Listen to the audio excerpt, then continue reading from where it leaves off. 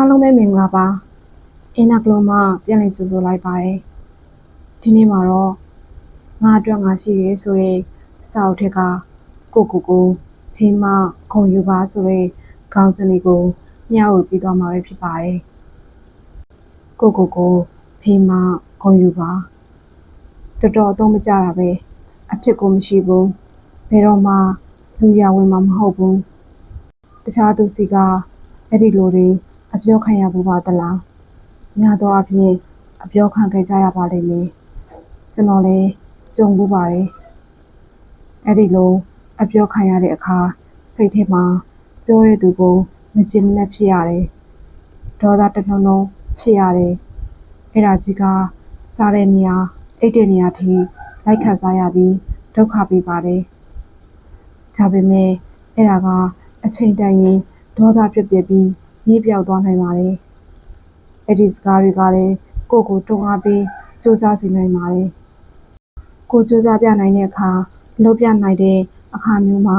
အောင်နိုင်သူအဖြစ်အဲ့ဒီစကားတွေကိုခြေပြက်လိုက်နိုင်ပါတယ်ငါဘယ်တော့မှအသုံးချမှာလည်းမဟုတ်ဘူးငါပုံစံနဲ့ဖြစ်မှာလည်းမဟုတ်ဘူးငါကအသုံးမကျတာပါအဲ့ဒီလိုကိုအပြစ်တင်ပြီးကိုဖြစ်တည်မှုကိုလက်မခံနိုင်တဲ့စိတ်မျိုးရှိနေပြီဆိုရင်တော့ဘာကိုမှနေသွားမှာမဟုတ်ပါဘူးအဲ့ဒီအတွေ့အကြုံကကို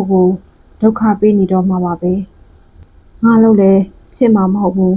ငါလို့လည်းလူရဝင်တာမဟုတ်ဘူးဆိုတဲ့အဖြစ်စိတ်အញ្ញံစိတ်နဲ့ကိုအပြစ်တင်တဲ့စိတ်မျိုးကအချိန်တိုင်းကိုဖြည့်ဆည်းနေတဲ့အခါဘာမှဖြစ်လာမှာမဟုတ်ပါဘူးကိုစိတ်ကကိုတက်နေတော့တာပါပဲတခြားသူကမဟုတ်ပဲကိုစိတ်ထဲမှာအဲ့ဒီလိုကိုအပြစ်တင်တတ်တဲ့စိတ်မျိုးဝင်နေပြီဆိုရင်တော့မောင်းထုတ်ရပါတော့မယ်ဘာလို့လဲဆိုတော့ကိုအောင်မြင်ပျော်ရွှင်တဲ့သူဖြစ်ဖို့ကြိုးစားရမှာမဟုတ်ပါပဲကိုအပြစ်မတင်တတ်ပဲဖေးမခုံယူတတ်တဲ့စိတ်မျိုးမွေးထားတဲ့အခါဘာရလဲဆိုရင်အစာရကိုအပြစ်မတင်ပဲဖေးမခုံယူတတ်တဲ့စိတ်မျိုးမွေးထားတဲ့အခါဘာရလဲဆိုရင်အဆအရာရာအောင်မြင်ပျော်ရွှင်စေရတာမဟုတ်ပါပဲငါယုတ်ကဆိုးလိုက်တာဘယ်ပွဲမှမတိုးဘူးအဲ့ဒီလိုကိုဖြစ်တည်မှုကိုအပြစ်တင်တတ်တဲ့စိတ်ထက်ငါယုတ်ကမှားပြီးမြဲတရနေတတ်တယ်ဆိုတဲ့ကိုယုံကြည်မှုအပြည့် confidence ရှိနဲ့ကိုဖေးမခုံယူတတ်ရင်ပျော်ရွှင်အောင်မြင်မှာပါပဲကိုလုပ်နေတဲ့အလုပ်တစ်ခုကြာရှုံးသွားတယ်ပဲဆိုပါစို့ငါတော့အသုံးမကျလိုက်တာငါဘာလုပ်ဘယ်တော့မှမဖြစ်ဘူးတခြားသူတွေတော့အောင်မြင်ပါလျက်နဲ့ငါသာအသုံးမကျတာတော်ပြီငါဘာမှမလုပ်တော့ဘူးအသုံးကျတဲ့ကောင်ဆိုပြီးကိုအပြစ်တည်တတ်တဲ့စိတ်ရှိရင်ဘာမှထပ်ဖြစ်လာမှာမဟုတ်ပါဘူးငါဒီအစဉ်ထိလုံနိုင်ခဲ့တာပဲငါအတွက်ငါခုံယူတယ်ငါဆက်ကြိုးစားရမယ်ဒီတစ်ခါမဖြစ်လဲနောက်တစ်ခါဆိုငါအဆုံးထိအကောင်းဆုံးလုပ်ပြနိုင်ပါပါဆိုရဲကိုဖေးမခုံယူတတ်တဲ့စိတ်သားရှိရင်တစ်ချိန်မှာအောင်မြင်အောင်လှုပ်ဆောင်နိုင်လာမှာပါပဲငါတယောက်တည်းမဟုတ်ဘူး not just me ဆိုတဲ့အတွေ့လေးဝင်လာရင်စိတ်ညစ်တာတဝတ်တက်တာသွားတယ်လောကကြီးမှာကြာရှုံးနေတာကိုတယောက်တည်းမဟုတ်ပါဘူးစိတ်ညစ်နေရတာကိုတယောက်တည်းမဟုတ်ပါဘူးအပြောခံရတာကိုတယောက်တည်းမဟုတ်ဘူးဆရာတော်ကြီးရဲ့စကားစုလေးတွေကလုံး not just me ပါပဲအောင်မြင်နေသူတိုင်းထိတ်ဆုံးရောက်လာသူတိုင်းဟာကြာရှုံးမှုတွေဒဏ်ရာတွေရခဲ့ကြသူတွေပါပဲကိုတယောက်တည်းကွက်ဖြစ်နေတာမဟုတ်ပါဘူးအဲ့ဒီတော့ကိုဖေးမတတ်တဲ့စိတ်ခုံယူတတ်တဲ့စိတ်အပြစ်မမြင်တတ်တဲ့စိတ်ကိုမွေးရပါမယ်ဒါဟာရောင်ရတတ်တဲ့စိတ်မျိုးမဟုတ်ပါဘူးကိုတွဲထူတတ်ခြင်းပါပဲကိုယုံကြည်စိတ်တိုးအောင်လှုံ့ဆော်ခြင်းပါပဲကိုအပြစ်မမြင်ပဲဖေးမတတ်တဲ့အခါစိတ်တက်မကြလွယ်ဘူး2မကောင်းမြင်စိတ်နေပါလာမယ်3ယုံကြည်ချက်တွေခိုင်မာလာမယ်4ကိုပို့ချလာမယ်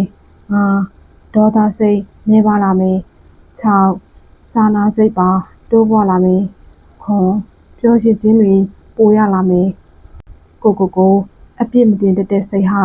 အောင်မြင်ပျော်ရွှင်တဲ့ဘဝကိုယူဆောင်ပေးနိုင်ပါတယ်တခြားသူအပေါ်ပါစာနာနားလေခြင်းဆိုရဲကိုကျင့်တရားပါစောင့်ထိန်လာတတ်ပါတယ်အဲ့ဒီအတွက်ကိုဖေးမကုန်ယူတတ်တဲ့စိတ်မျိုးမွေးရပါမယ်ရှိရပါမယ် Don't beat yourself up ကိုအပြစ်မတင်ပါနဲ့ Do proud yourself up ကိုဂုဏ်ယူပါ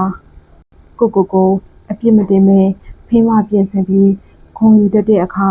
အောင်မြင်ပျော်ရွှင်ရမှာမလွဲပါပဲတိမ်တွေးလာတာကိုခံစားတတ်သလိုကိုယ်စိတ်သဘောထားလှတာကိုလည်းခံစားတတ်ရင်ပိုပြီးပျော်ရွှင်ရတယ်ပန်းတိုင်ရဲ့အလှတရားကိုမျက်နှိုးတတ်သလိုကိုယ်အလှတရားကိုလည်းဂုဏ်ယူမျက်နှိုးတတ်ရင်ပိုပြီးပျော်ရွှင်ရတယ်တခြားသူကိုဖေးမဂုဏ်ယူတတ်သလိုကိုယ့်ရဲ့အရာရာတိုင်းအတွက်လည်းဖေးမဂုဏ်ယူတတ်ရင်ပိုပြီးပျော်ရွှင်ရတယ်တခြားသူအပေါ်အကောင်းမြင်စိတ်ထားသလိုကိုယ့်ရဲ့ဖြစ်တည်လာခြင်းတွေအပေါ်လည်းအကောင်းမြင်စိတ်ထားရင်ပိုပြီးပျော်ရွှင်ရတယ်ကိုဖေးမပါကိုဂုဏ်ယူပါကိုကြိုးစားမှုရဲ့အရာမတင်ခြင်းတွေအတွက်အပြစ်မတင်စတဲ့ပေါ်